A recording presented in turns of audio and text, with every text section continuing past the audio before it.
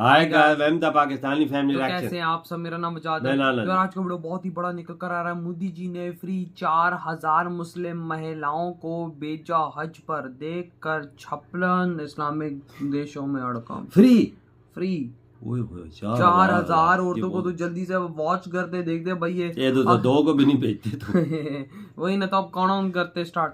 हमारे यहाँ तो हज अभी हुआ हुआ है फिलहाल 13 लाख। भाई वापस आओ, 2 बंदे जाओ तो मैं 35 लाख रुपया 30 लाख।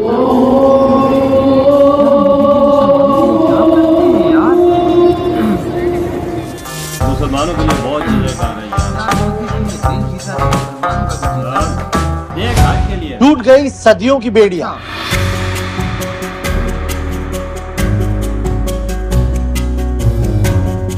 नेता होते हैं जिसमें जकड़ी थी मुस्लिम महिलाएं।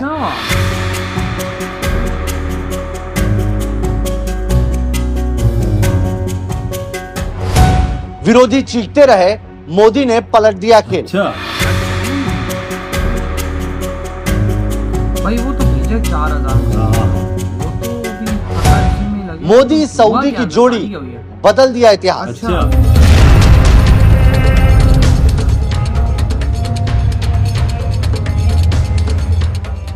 नमस्कार, एनएमएफ न्यूज देख रहे हैं आप। आपके साथ मैं हूं नवीन।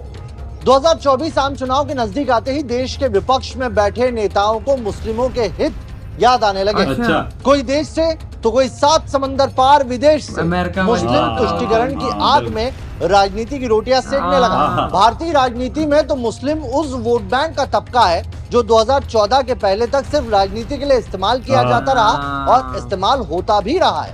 फिर देश में मोदी सरकार बनी और मुस्लिम राजनीति करने वालों को करारा जवाब मिला। जो मुस्लिम तुष्टीकरण के नाम पर सत्ता का सुख भोगते थे उनका पतन हुआ और मुसलमान भी जो वोटों का दम भरते थे वो भी शून्य हो गए। ये वो दौर शुरू हुआ जब देश की राजनीति से मुस्लिम शून्य होते चले, क्योंकि पीएम नरेंद्र मोदी ने साफ कर दिया था कि उनकी सरकार में सबका साथ सबका विकास एक साथ होगा। किसी को सिर्फ मुसलमान होने के नाते योजनाओं का लाभ मिले ये मुमकिन नहीं। जो योजनाएं होंगी वो सबकी होंगी, उस पर सबका बराबरी का हक होगा। जो जरूरतमंद है वो किसी भी धर्म का क्यों ना हो उसे लाभ जरूर मोदी सरकार देगी। भारतीय है। अच्छा होता समाज के अन्य वर्गों की बराबरी में उनका भी आर्थिक सामाजिक विकास होता, लेकिन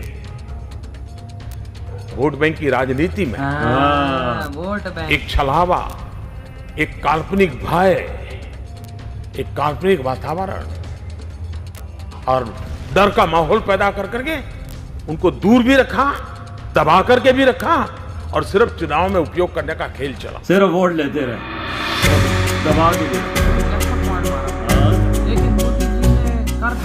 फिर दूसरे राज्यों के चुनावी आंकड़े आए, लोकसभा चुनावों के भी आंकड़े आए और ये स्पष्ट हो गया कि देश की राजनीति का मिजाज बदल गया है। अब मुसलमानों के वोट से सरकार नहीं बनने वाली, लेकिन विपक्ष में बैठे नेताओं की बौखलाहट अपनी जगह है। चुनाव पास है और एक बार फिर मुस्लिमों को लेकर बड़े बड़े बयान आ रहे हैं। नफरत के बाजार में मोहब्बत की दुकान, that is the best way I can say, which is that it is felt most strongly by the Muslim community, okay, because it is done most directly to them, but in fact it is being done to all minorities. I can guarantee you that the same way you are feeling attacked, I can guarantee you my Sikh brothers are feeling the same thing. I can guarantee you my Christian brothers are feeling this and sisters are feeling the same thing. Right? I can guarantee you the Dalit community is feeling the same thing. आपसे सवाल पूछा गया था भारत के मुसलमानों के बारे में, तो आपने कह दिया कि 1980 में यही हाल दलित और सिखों का भी हुआ था।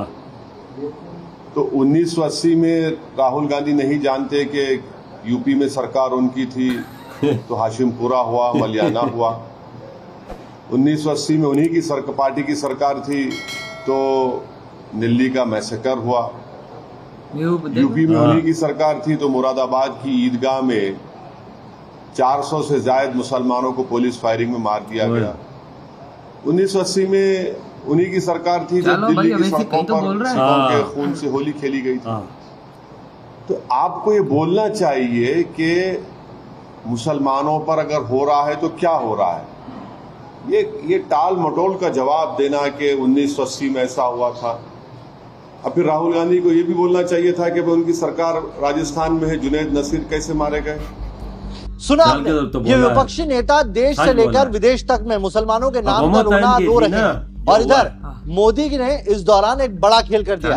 आज की इस रिपोर्ट में हम आपको प्रधानमंत्री नरेंद्र मोदी का वो मास्टर स्ट्रोक बताएंगे जो उन्होंने बिना बोले मुस्लिम महिलाओं के लिए ऐसा चल दिया है जिसका सदियों तक मुस्लिम महिलाएं जय जयकार लगाती रहेंगी। एक ऐसा खेल खेल दिया है जो कांग्रेस अपने 70 साल के राज में नहीं कर पाई। ऐसा खेल जो इस्लाम के 1400 सालों में नहीं हुआ था। मुस्लिम महिलाओं के लिए मोदी और सऊदी अरब का एक काम धर्म की उन बेड़ियों को तोड़ना है जिसमें मुस्लिम महिलाएं ट्रिपल तलाक की तरह 1400 सालों तक जकड़ी हुई थी। और ये काम है बगैर महरम यानी कि मर्द के 4000 औरतों को सऊदी अरब हज के लिए भेजना। देखिए ये बहुत खुशी की बात है और ये जो है मैं बहुत गर्व से कह सकती हूँ कि इस बार जो है जो महिलाएं बिना महरम के जा रही हैं उनकी संख्या सबसे ज्यादा है।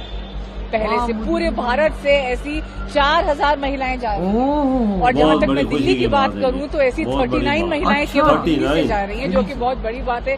पिछले वर्षों से ये संख्या बहुत ज्यादा है और ये जो है महिला सशक्तिकरण की दिशा में बहुत बड़ा कदम है। और इसके लिए मैं आदरणीय प्रधानमंत्री जी का बहुत बहुत धन्यवाद और आभार करूंगी, क्योंकि उन्होंने हमेशा महिलाओं को सशक्त करने की बात करी है और उनको हर तरह की सुविधा मुहैया कराने का पूरा समर्थन किया।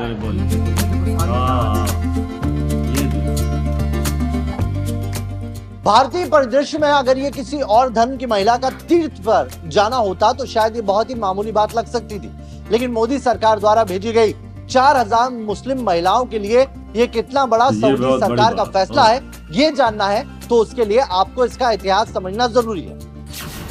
हर मुस्लिम के लिए हज फर्ज है। इधर ये वीडियो खत्म यार इधर देखो मोदी जी ने दिल जीत लिया मुसलमानों के फिर एक बार।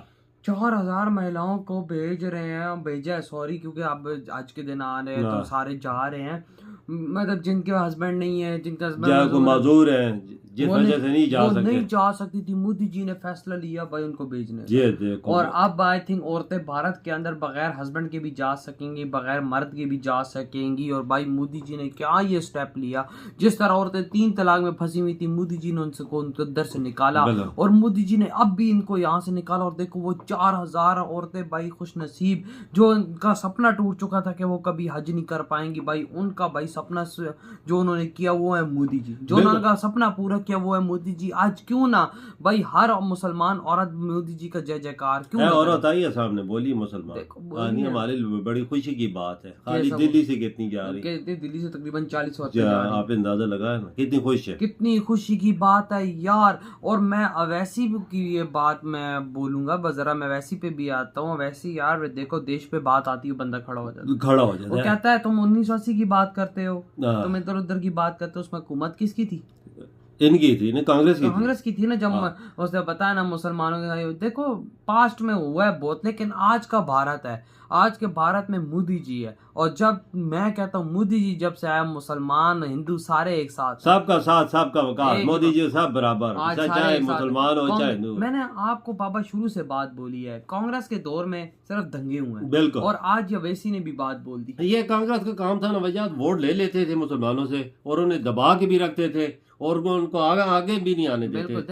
देखो उनको सीटें भी नहीं देते थे। वही ना, आज वैसे भी बोल उठा बिल्कुल। मोदी जी का साथी कहता है कि भाई तुम लोगों की इस गवर्नमेंट में, कहते तुम लोग मुसलमानों की बात करते हो, कहता है मुसलमानों का हाल तो तुम्हारे दौर में खराब था, वो भी बोल उठा है। ये बाहर जाके टाटर करता है, बाहर जाके गलत काम, ये एक देश की बदनामी है, ये अपने देश की खुद बदनामी उसने। मोदी जी ने 9 सालों में मुसलमानों के दिल जीत लिए। देखो पहले तो औरतें हैं ना खुश हैं कि 3 तलाक वाला मसला उनका, और आज औरतें इस बात पे खुश हुई कि बगैर मर्दों की भी भाई यार देखो उनका सपना, एक जो हर इंसान का सपना होता है, मुसलमान का सपना होता है कि वो आज पे जाए। आज मोदी जी ने वो स्वीकार किया। मोदी जी को हर धर्म के लोगों की दुआएं हैं आज, तभी तो ये दुनिया में आज मोदी जी शेरों की तरह राज क्यों कर रहा है। हर धर्म की जब दुआ लगेगी, भगवान अल्लाह हर किसी की जब दुआ लगेगी पार्लियामेंट वो आगे नहीं बढ़ेगा तो क्या होगा? बिल्कुल, ये बात तो तुम्हारी सच है। जैसी मिसालें दुनिया के सामने, नया पार्लियामेंट भी बना है और में सारे लोगों को बुलाया, सारे मुसलमानों को भी बुलाया, हिंदुओं को भी बुलाया। ये मिसालें उन्होंने रखी है ना कि कल मेरे ऊपर कोई अंगली ना उठाए। और आज मोदी जी ने जो एग्जाम्पल सेट किया ना, ये तो मैं कहता हूँ आते दुनिया तक भारत की औरतें इस बात के लिए याद रखी जाएंगी कि भाई मोदी जी ने हमारे लिए काम किया। बिल्कुल, तो यार डिस्काउंट भी देते हैं आज, तो बहुत बड़ा डिस्काउंट देते हैं। तो यार आप बताएं आपके क्या थॉट है? वीडियो खत्म कर देते तो बाय।